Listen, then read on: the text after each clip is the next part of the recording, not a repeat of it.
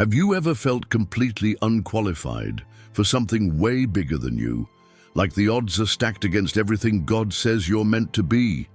If so, then you'll truly connect with Gideon. He was just a regular guy, afraid, overlooked, and hiding from his problems.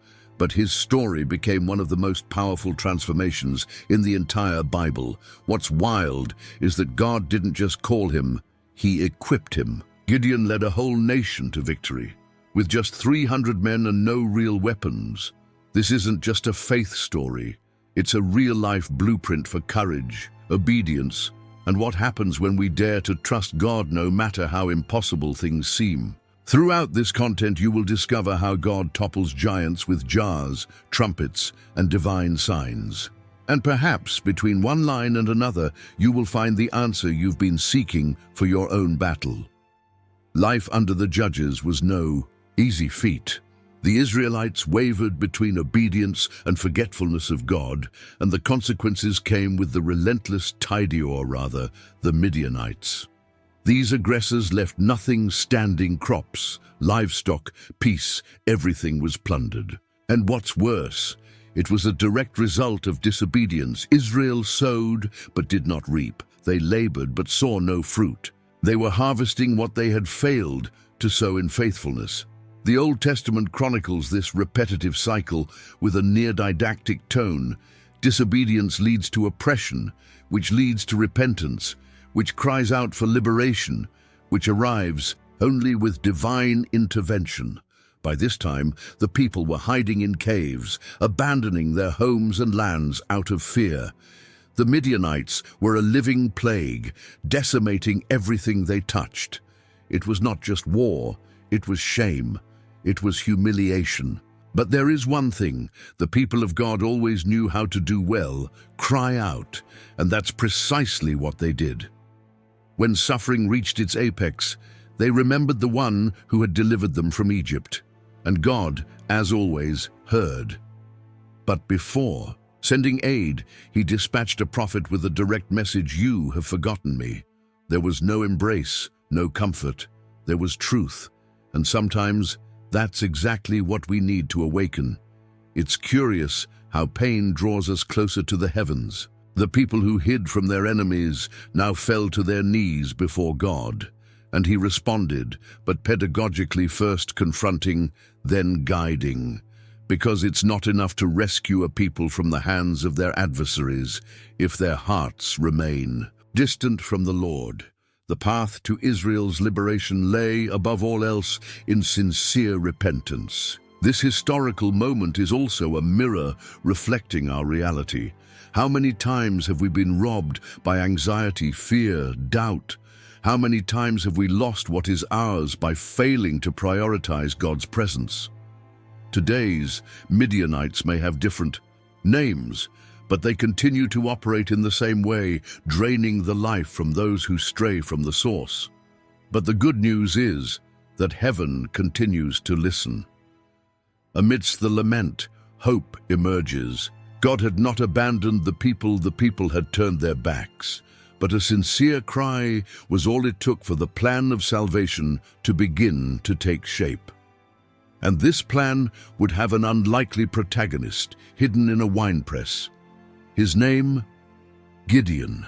Amidst the throes of the crisis, when the Midianites reveled in the Israelites' suffering, God chose an unconventional path. He dispatched not an army or a celestial thunderclap, but an angel of the Lord to an improbable locale to speak with an even more improbable figure, Gideon. And where was he? Hidden, meticulously grinding wheat in a winepress. Yes, crafting bread where wine was produced.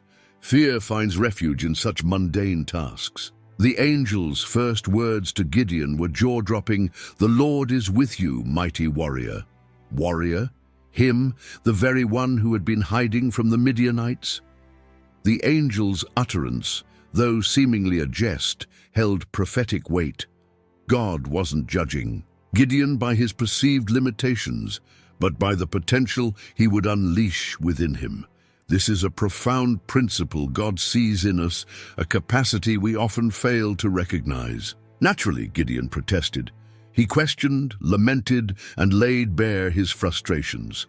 If the Lord is with us, why does this suffering persist? Does this resonate? How often do we find ourselves echoing the same sentiment, surveying the chaos, and questioning God's presence? But instead of silencing Gideon, the Lord listened. His response was a simple yet monumental mission: go in your strength and deliver Israel. Simple, but not simplistic. Gideon's reaction mirrored that of many of us, an attempt to shirk responsibility, fueled by a litany of insecurities. My family is the smallest. I am the least among them.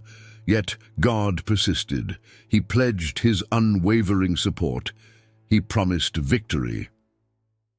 The dialogue was not about prowess, but about faith and obedience, about trusting in God's presence more than one's own capabilities. This shifted everything. This pivotal moment marked a watershed. Gideon, the improbable, received a call laden with the weight of Israel's liberation. Often the difference between a hero and a coward is simply an encounter with God. It wasn't the summons, but the promise, "I will be with you," that transformed Gideon's heart. This promise, when embraced, moved mountains, dispersed the Midianites, and instilled courage where fear had reigned. The angel's visit was more than a message, it was a turning point. Gideon would still harbor doubts, seek signs, and tremble. But that call planted a seed that would soon blossom into audacity, and this audacity would begin with a bold gesture, preparing an offering that would soon be consumed by the fire from heaven, and that will be our next step. Seeking divine confirmation regarding his daunting mission to liberate Israel, Gideon, understandably, craved reassurance. He prepared a humble offering, a kid and unleavened bread, after witnessing the flames consume his offering and hearing God's affirmation of his mission. Gideon receives another instruction. But this time, the battlefield isn't external, it's intimate, familial. God calls him to initiate spiritual reform within his own household. And what needed dismantling? The altar of Baal, erected by his own father. Touching that altar was to interfere with a deeply entrenched structure, not just of stone, but of corrupted culture and identity. Gideon does not retreat, but neither does he act impulsively. He obeys, but under the cover of night, not out of cowardice, but out of prudence. He understands the wisdom of acting at the opportune moment, even in the face of fear. Gideon selects 10 trusted men, approaches the altar, and demolishes it. In its place, he raises a new altar to the true God and offers a second sacrifice there. It was a powerful gesture. Idolatry was being supplanted by obedience. At dawn, the city's inhabitants realize what has transpired. And, predictably, scandal erupts. Who did this? Echoed through the populace until the name was discovered: Gideon. The crowd demanded retribution, seeking to make an example of him. But then, an unexpected event unfolds. His father, Joash, intervenes. The same man who maintained the pagan altar now defends it. If Baal is a god, let him defend himself. An argument that dismantles any justification. This reaction from Joash is as symbolic as Gideon. With idolatry vanquished and Baal's altar in ruins, Gideon took his next crucial step, assembling an army. The Midianites, allied with other eastern peoples, were once again mobilizing, and the threat was palpable. But this time, Israel possessed a leader aligned with God. Gideon sounded the trumpet, and 32,000 men responded. An impressive, encouraging, and seemingly sufficient number, yet in the eyes of the Lord, it was still too many. The initial screening was swift. Anyone afraid may return. Without ceremony, 22,000 withdrew. This starkly illustrated how fear paralyzes more effectively than battle itself. Gideon was left with 10,000, still excessive in God's estimation. He desired an unequivocally miraculous victory, devoid of any human glory. What appeared as reduction was, in reality, refinement. God does not require multitudes, he seeks faith. Then came the famous water test. Gideon led his men to the stream and observed their drinking habits. Those who knelt were dismissed. Those who scooped up the water with their hands remained. Ultimately, only 300 remained. And with this minuscule, almost symbolic group, God declared, "With these you will prevail." Thus arose the legendary army. Of 300, a band of unlikely heroes, guided by divine purpose, not human strength. Consider what this meant for Gideon. He had emerged from anonymity, been challenged to destroy Baal's altar, and now led a handful of men against a formidable enemy coalition. But observe how God works. Each pruning, each filter, each redirection, all served to drive Gideon into complete dependence on the divine. There was no plan B. It was trust or trust. And this kind of reliance is not weakness, it is divine strategy. This moment also teaches us to respect the processes of reduction. Sometimes God removes certain safeguards from our lives to dislodge our reliance on numbers, structures, or conveniences. He seeks to remind us that victory hinges not on what we possess, but on who is with us. And this is precisely what he taught Gideon. A reduced army is not a foreordained defeat, it is a stage set for a miracle. But even with all this, the call, the signs, the selected army, Gideon's heart still wavered. This was the moment when God, once again, anticipated his fear. And this time, confirmation would come from an unexpected source, the Midianite camp itself, where a revealing conversation was about to unfold. Even after all the confirmations and reassurances, Gideon still carried a burden in his heart. It wasn't doubt about the mission, it was fear of the mission. And God, knowing the human soul better than anyone, offered him another opportunity to strengthen himself. "If you are still afraid," the Lord said, "descend to the Midianite encampment and listen to what they are saying." It was as if God was saying, "Come and see with your own eyes that victory is already being woven." Gideon discreetly descended with his servant. They walked among the shadows, in silence, attentive to the slightest sound. And then, hidden among tents and torches, he overheard 2 Midianite soldiers conversing. One recounted a prophetic dream. A barley loaf rolled and struck a tent, collapsing it completely. A mundane dream, perhaps, but the other soldier immediately interpreted it. "It is Gideon's sword. God has delivered Midian into his hands." This scene carries immense weight. Gideon, moments before perhaps doubting his own worth, now heard his miraculous victory proclaimed by the mouth of the enemy. There, hidden in the dark, he had what he needed, not just a sign, but a spontaneous confirmation from the opposing side of the conflict. The hour had arrived. Inflamed by the revelations within the enemy camp, Gideon returned, resolute. He assembled the 300 and shared his plan, frankly, unconventional. No swords, no shields, no cavalry.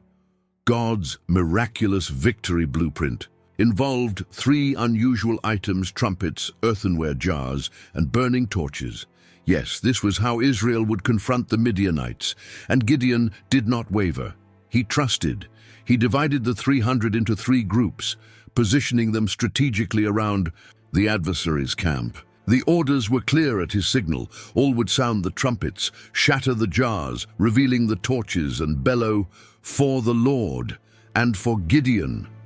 It was a cacophony of sound, light, and surprise, a strategy that directly targeted the psychological vulnerabilities of the already unnerved enemy, haunted by prophetic dreams. This made all the difference.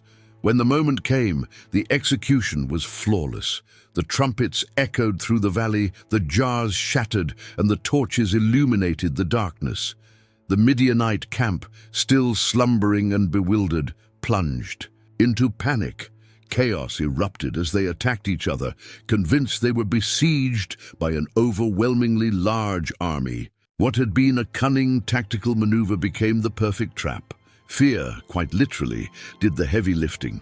It is instructive to observe how God utilized what appeared to be weakness to confound the strong. Jars transformed into weapons. Lights in the night breeding terror. Strategic shouts overpowering sharpened swords. All of this underscores that God does not need to adhere to human standards to act. When he is in command, any tool becomes an instrument of power. Obedience, a quality Gideon and his men demonstrated at every step, was all that was required. The outcome could only be one complete victory. The enemy fled, the survivors pursued and vanquished. The oppressed people now breathed freedom. And it all began with an ordinary man riddled with doubt and insecurity, hidden away, but who chose to believe, step by step, signal by signal, until the impossible became reality. Israel's liberation was complete. A new era had dawned. But before closing this chapter, it's worth noting every element of this victory: the 300, the trumpets, the trials, the fears overcome holds symbolic weight, and the numbers were not mere statistics. They were living messages that God employs the right quantity, at the right time, in the right way. And this is what we will explore in the next section. Now that you've intimately explored Gideon's journey, pause and reflect. What is your battlefield today? What has God asked you to dismantle, like the altar of Baal, but you still hesitate from fear? Are you surrounded by 32,000 possibilities or ready to trust your 300? This story compels us to cease awaiting ideal circumstances and begin to obey, even when everything seems improbable. So, what will you do with the lessons learned here? Each new story, each new lesson, each new revelation. Gideon began in obscurity, but ultimately made history. And you, will you remain stagnant or rise to the occasion?